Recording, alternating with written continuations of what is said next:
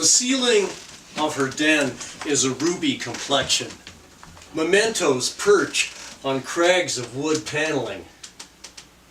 Smoking non-filter menthol by the carton. She, like her husband, is no quitter.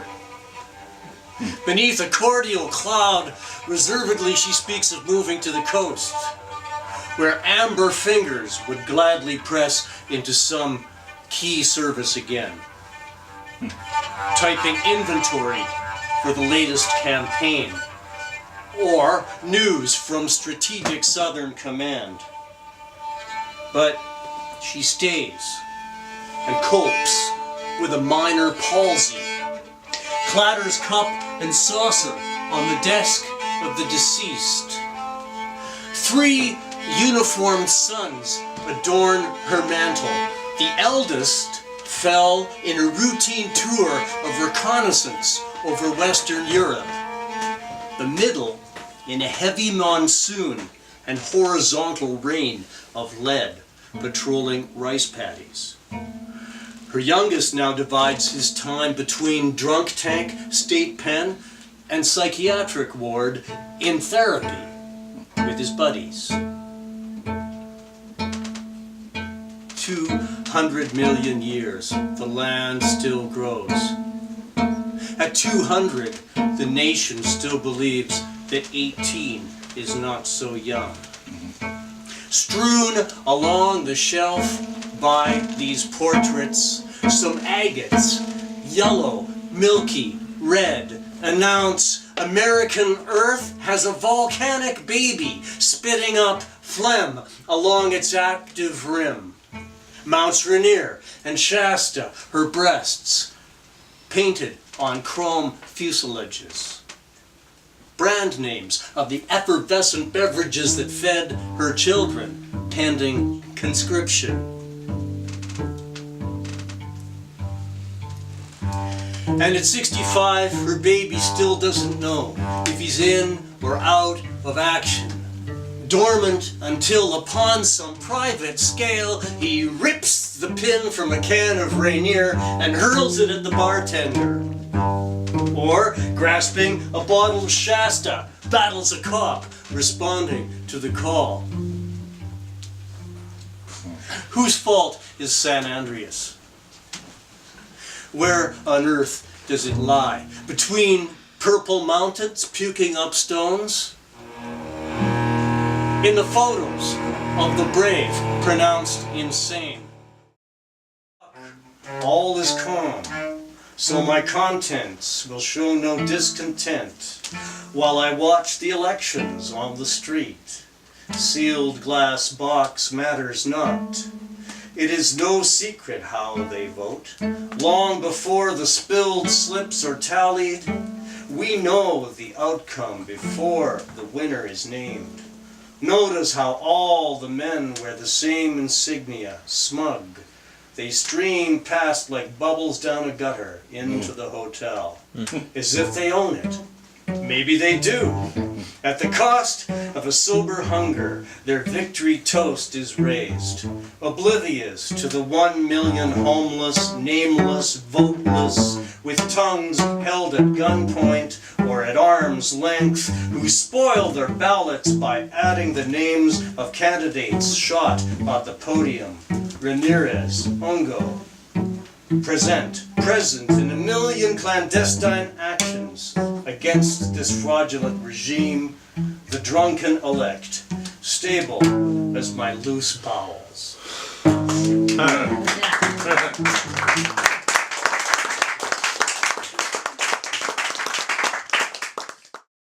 Delicate miseries.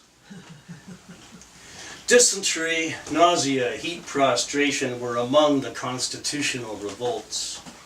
Mine was high fever, typical for me, an excuse to rave. Delirium fulfilled my inner craving to be under a cool hand, semi-articulate above my companions' audibly horrid expulsions. One delegate, driven mad, then to the airport, mentioned only those pitch-colored masks worn by guards outside refugee camp gates. Perhaps it was really inside that compound, or further within a strafed clinic where haggard medics lost patience to regular attacks.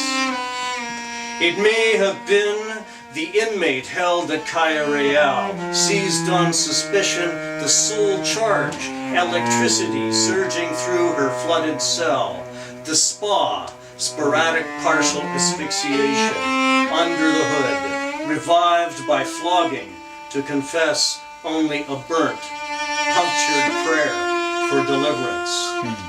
5 years internment, in which to summon words for the late, almost never witness.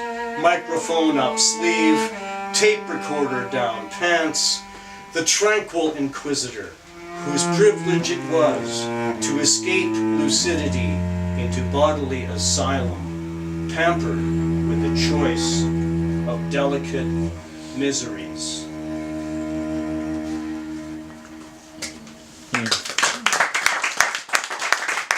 Morning's pensive gathering of wits, pacing our third-floor suite, then downstairs at breakfast in our baseball pitcher's grammar, twitches and winks, pointing to the numbered menu items, a code for synchronizing trips to the military high command office, where we sought permission to enter conflicted zones, every try faced by stagnant reflections in halls, each refusal taken back to stockpiled penicillin, amoxicillin, tetracycline, Imodium, with no expiry date later than ours, we hoped, as we shared walls and rural destinations.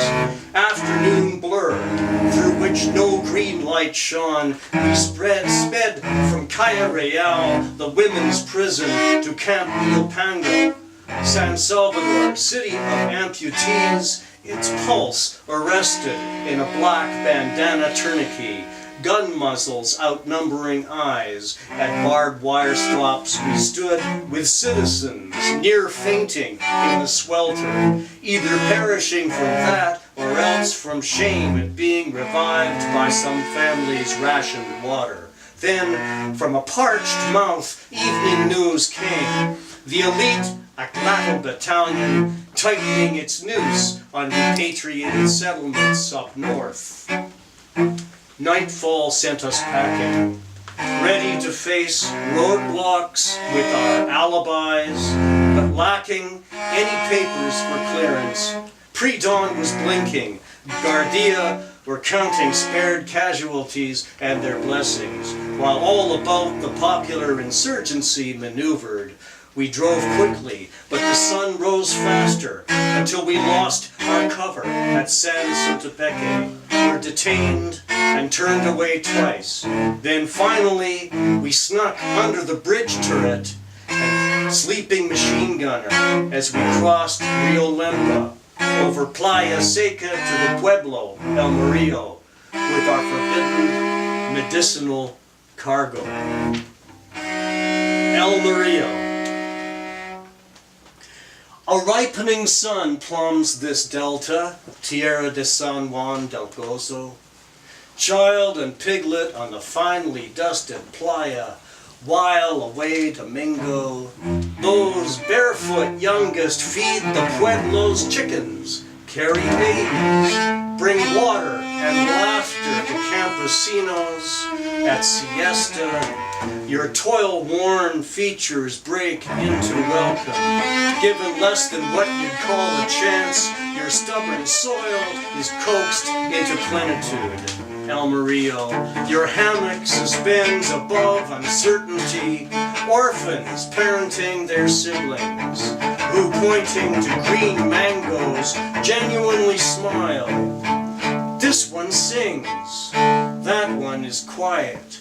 Even if this care is taken, that provision made, everything growing in Azulatan, and everywhere in this tentative state is under fixed wings and counter-revolutionary blades. Tin lacerations in your heart. El Murillo, strewn tile, timbers, adobe smashed by the falling foreign aid. Infantry followed, mining the site. from a latrine built by the local cooperative, a Mourinho emerges with orders to prepare an electric bed, flog his cousin, commit fratricide. His duties mediate boredom and the adrenaline sweat he induces by conjuring lethal matches with his unseen foe that waits outside El Murillo, and watches the Yankee M16 supplied brigade, force recruited for this imported make-believe crusade. So drugged by anonymity, he draws a cartoon rape on the ruined wall before setting his anti-personnel device, then remusters with his unit, busy targeting elders, each the vestige from a larger target, setting limits by refusing to be displaced again, gathered here in El Murillo.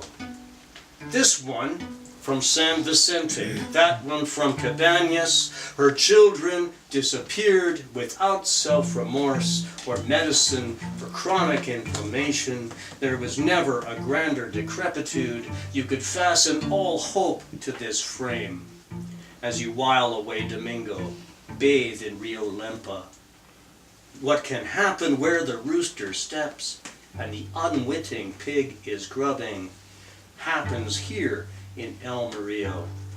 As a mango sun sets on this delta, Tierra del San Juan del Gozo, the quiet one's foot has found what eyes have missed, so diminished, so replenished by its blackening. Soon, maize will start from this ground, in strength, if not with a vengeance, to ripen if nothing undermines it.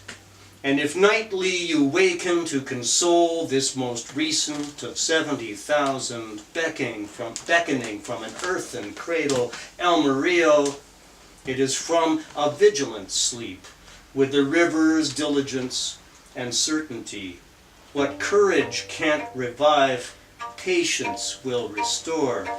As you call to your disembarking guest, you can't see when he smiles and waves. You both consider the invader who peers into the same fertile darkness, oblivious to your legion tears and the promise redeployed upon a new moon.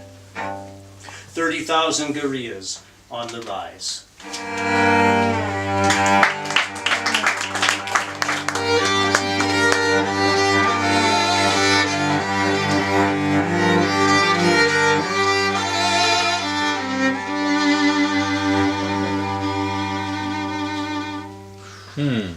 Ladies and